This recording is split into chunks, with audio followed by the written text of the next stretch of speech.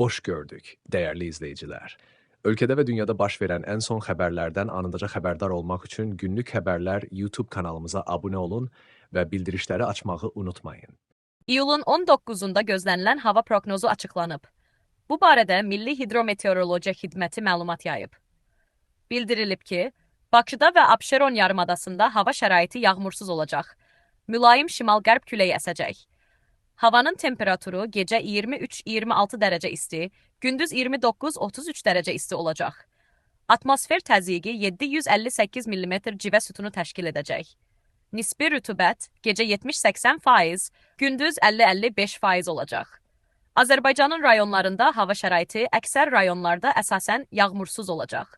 Lakin bəzi dağlıq və dağətəyi rayonlarda ara bir yağış yağacağı gözlənilir.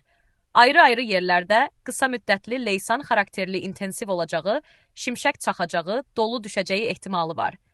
Gecə və səhər bəzi dağlıq ərazilərdə duman olacaq. Mülayim qərb küləyi əsəcək. Havanın temperaturu gecə 22-26 dərəcə isti, gündüz 33-38 dərəcə isti, dağlarda gecə 13-18 dərəcə isti, gündüz 23-28 dərəcə isti olacaq. Günlük Xəbərlər YouTube kanalımıza abunə olmağı və videonu bəyənməyi unutmayın.